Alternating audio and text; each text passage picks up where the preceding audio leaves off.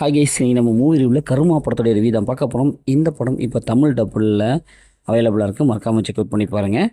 இப்போ இந்த படத்துடைய கதையை பார்த்துடலாம். குஜராத்தில் நம்ம ஹீரோயின் அவங்களுடைய ஃபேமிலி இருக்குது. சந்தோஷமாக லைஃப்பில் அப்படியே நல்லாவே போயிட்டுருக்கு. நல்லா ஜாலியான லைஃப் வாழ்ந்துட்டுருக்கா. இந்த மாதிரி சுச்சுவேஷன் தான் இவங்களோட லைஃப்பில் கர்மா பூந்து விளையாட ஆரம்பிக்குது. கர்மாங்கிறது நம்ம இதுக்கு முன்னாடி பிறவியில் செஞ்ச அந்த பாவக்காரியங்களும் ஒன்று சேர்த்து நம்ம லைஃப்பில் இப்போ கரண்ட் சுச்சுவேஷனில் ஒரு பயங்கரமான பிரச்சனை உண்டு பண்ணும். அந்த விளைவுகளை இந்த ஃபேமிலி சந்திக்குது. அது என்னென்ன பிரச்சனைலாம் சந்திக்குது, இதுக்கு ஹீரோயின் எப்படி கர்மாகிட்டேருந்து தன்னுடைய ஃபேமிலியை காப்பாற்றினாங்க, குறிப்பாக கர்மாகிட்டேருந்து அவங்கள எப்படி காப்பாற்றிக்கிட்டாங்க, இறுதியில் என்ன ஆச்சு அப்படிங்கிறது தான் இந்த படத்தோடைய கதை. இந்த படத்தோடைய பாசிட்டிவ்னு பார்த்தாவே இதில் வர அந்த ஃபஸ்ட் ஆஃப் சீன்ஸும் நல்லாவே வந்திருக்கு.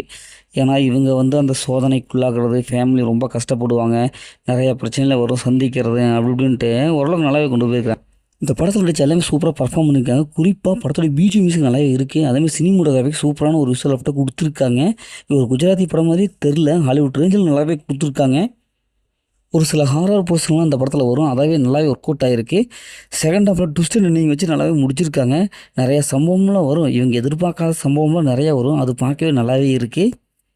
இந்த படத்தில் வில்லன் கர்மா தான். ஏன்னா கர்மா நம்ம முன் வினை செய்த வினை அது அப்படியே நம்மளை பாதிக்கும் அப்படிங்கிற ஒரு அடிப்படையாக கொண்ட கருத்துக்களை கொண்டு அந்த படத்தில் எடுத்திருக்காங்க.